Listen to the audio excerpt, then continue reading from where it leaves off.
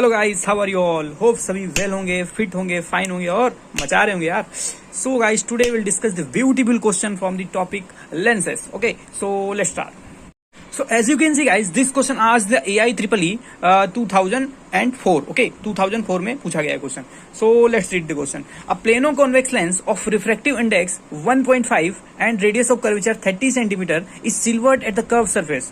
Now this lens has been used to form the image of an object. At what distance from this lens an object be placed in order to have a real image of the same size of object? Guys last में क्या बोला है, real image भी होनी चाहिए और is the same size of object भी होनी चाहिए.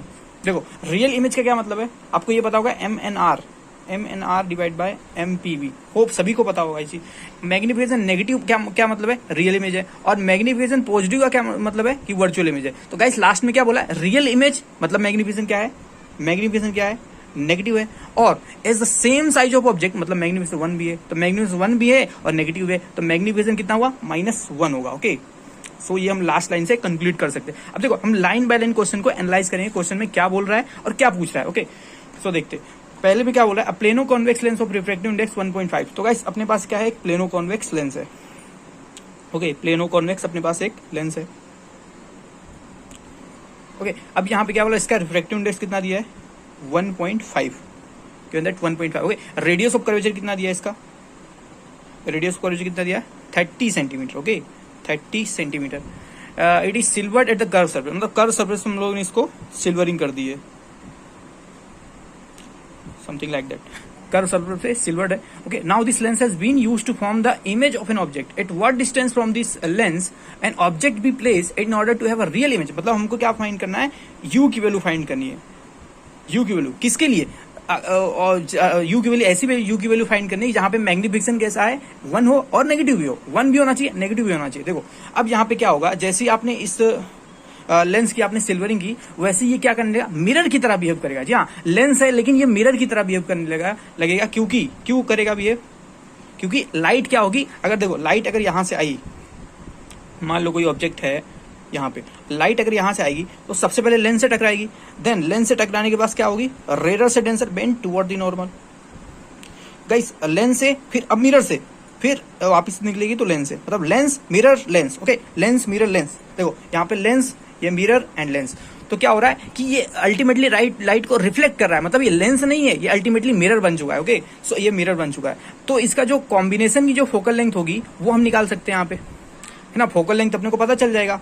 अब देखो कॉम्बिनेशन की फोकल लेंथ निकालने का एक फॉर्मूला होता है, उसको हम अभी सीखेंगे. लेकिन अगर फोकल लेंथ पता चल जाए और वी की वैल्यू, देखो अब क्या बोल रहा है कि चलो पहले फोकल लेंथ फाइंड करते हैं, वी को हम लोग बाद में डिस्कस करते हैं. देखो फोकल लेंथ कैसे निकालेंगे, सिंपल है. देखो power net is equal to, अब देखो पावर पहले तो यहाँ पे लेंस से टकराई रेस, फिर मिरर से एंड देन लेंस से. मतलब क्या है, पहले लेंस है, देन मिरर है, देन क्या है, लेंस है. Okay, lens mirror lens.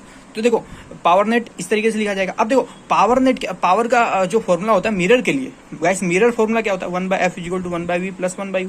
तो सारे फॉर्मूले में गाइस प्रीवियस वीडियो में हमने डिस्कस किया कि सारे फॉर्मूले में यहाँ पे प्लस है तो सारे फॉर्मूले में क्या हो जाएगा, नेगेटिव. तो पावर क्या आ जाएगा, -1/f for the mirrors and for lenses it is opposite, that is 1/f for the lenses.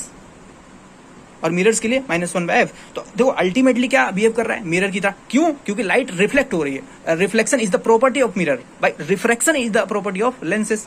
तो अगर लाइट रिफ्लेक्ट कर रही है तो पावर क्या होगा, मिरर होगा, मतलब ये मिरर है अल्टीमेटली. तो पावर, मिरर की पावर -1/f, तो -1/f. तो गाइस ये f कौन सा, ये कॉम्बिनेशन की फोकल लेंथ है. ओके, जो कॉम्बिनेशन बना सिल्वरिंग करने के बाद उसकी फोकल लेंथ f है.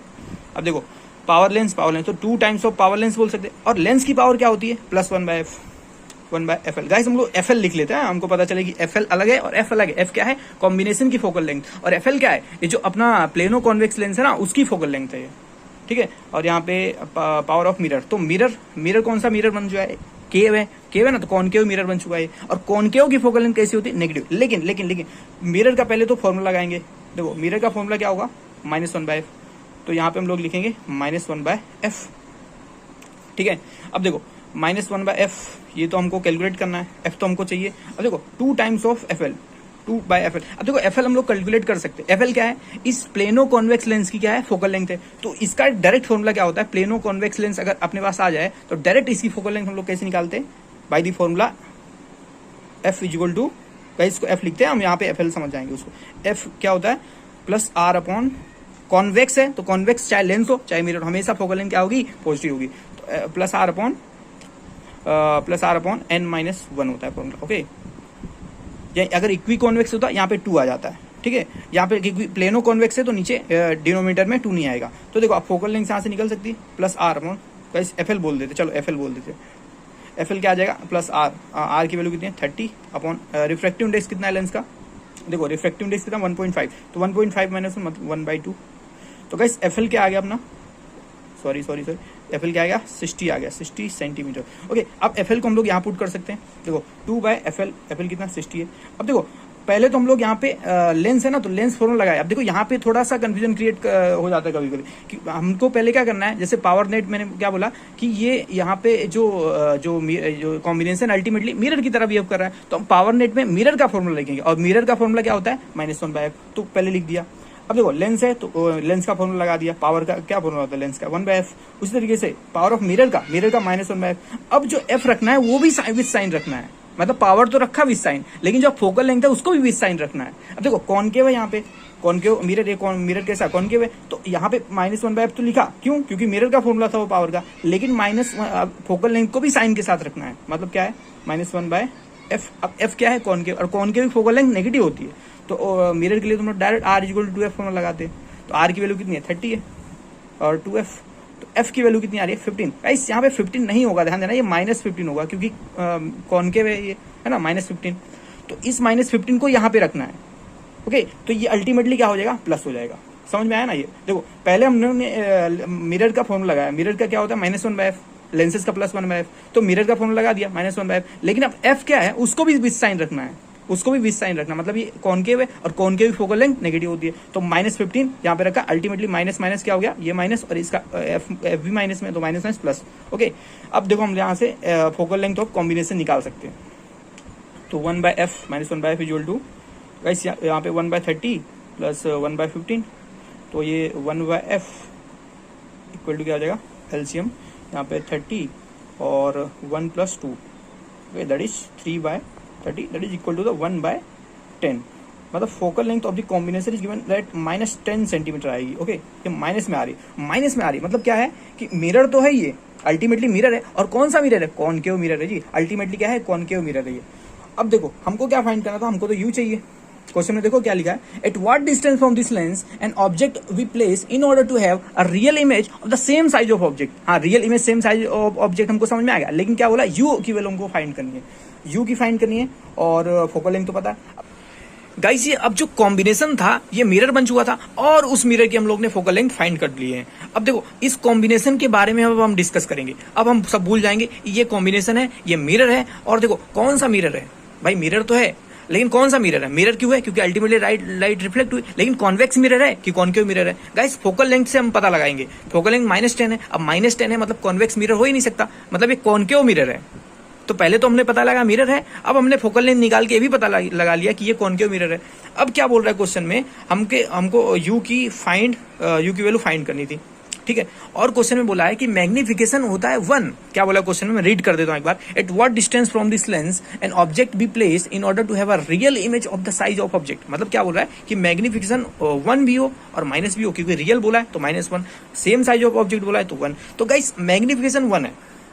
तो अब देखो, अब यहाँ पे क्वेश्चन को सोल्व करने की जरूरत ही नहीं, क्वेश्चन खत्म हो चुका है यहीं पे। कैसे खत्म हो गया, आपको पता होगा कि जो कॉनकेव मिरर है उसमें एक ही जगह पे मैग्निफिकेशन 1 होता है। कहाँ होता है, जब इमेज कहाँ पे हो, आर पे रखी हो, रेडियस ऑफ कर्वेचर पे अगर ऑब्जेक्ट रखा हो वहां पे, तो क्या होगा, इमेज भी वहीं पे बनती है, रियल बनती है, सेम साइज ऑफ ऑब्जेक्ट बनती है, मतलब -1 होता है मैग्निफिकेशन। ये 6 कंडीशन होती है जो आपको ये सबको रटा हुआ है। तो गाइस यहीं पे क्वेश्चन खत्म हो गया कि अगर मैग्निफिकेशन मेरे को 1 बोल रहा है और मेरे को हमने पता लगा लिया कि जो कॉम्बिनेशन है वो अल्टीमेटली मिरर है, कॉनकेव मिरर है, और उसका मैग्निफिकेशन अगर -1 बोल रहा है, तो ये तो एक ही जगह पे होता है जब ऑब्जेक्ट कहाँ रखा हो, आर पे रखा हो। तो आर तो निकालना बहुत आसान है, मिरर है ना अल्टीमेटली ये, तो R equal to 2f, R की वैल्यू निकाल सकते हैं यहाँ से। देखो आर इक्वल टू एफ कितना है, कॉम्बिनेशन का जो फोकल लेंथ है वो कितना है, 10 है, तो 2 × f दैट इज 20 सेंटीमीटर। तो गाइस यही होगा आंसर अपना, यू की वैल्यू भी क्या आएगी, 20 सेंटीमीटर आएगी, ठीक है। 20 सेंटीमीटर आएगी। एक ही जगह पे मैग्निफिकेशन 1 होता है, माइनस प्लस साइन को भी भूल जाओ, मैग्निफिकेशन 1 कहाँ होगा, एक ही जगह पे होगा।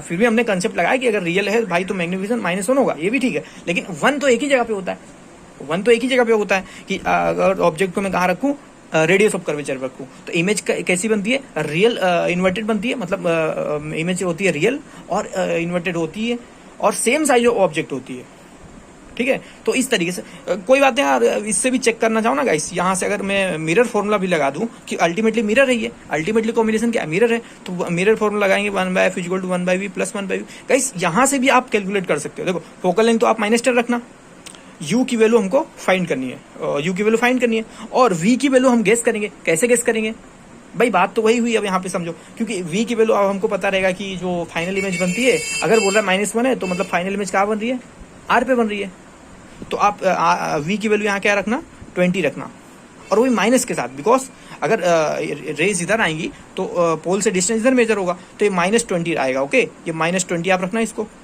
अब यहाँ से आपको u की वैल्यू भी देखना क्या मिलेगी, -20 मिलेगी, करके देखना आप इसको। गाइस ये तो एक फॉर्मूला था, अब आप दूसरे फॉर्मूले से भी कर सकते हो, क्योंकि मैग्निफिकेशन -1 दिया है और ये मिरर है अल्टीमेटली, तो मिरर का मैग्निफिकेशन क्या होता है, f/f - u। तो गाइस -1 = f/f, सॉरी गाइस दिख नहीं रहा था क्या, -f/f - u।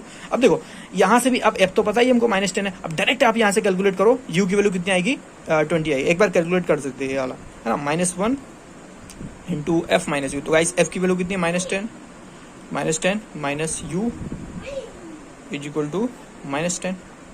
अब देखो यहाँ से अगर मैं इसको कट कर दूँ, माइनस से माइनस कट गया, अब देखो यहाँ पे लिख देते चलो, -10 - u = 10। तो गाइस यहाँ से u की वैल्यू कितनी आ रही है, -10 मतलब क्या होगा, u की वैल्यू कितनी आ गई, -20 सेंटीमीटर। यहाँ से भी आंसर आ गया, और यहाँ से भी आप कैलकुलेट करोगे वैल्यू रख के तो -20 आएगा, और यहाँ से आप डायरेक्ट लॉजिक लगा के भी कर सकते हो।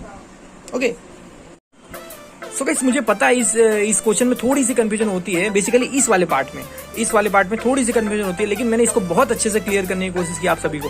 सो गाइस मिलेंगे नेक्स्ट वीडियोस में कुछ ऐसे इंटरेस्टिंग क्वेश्चन के साथ, तब तक के लिए गुड बाय, टेक केयर।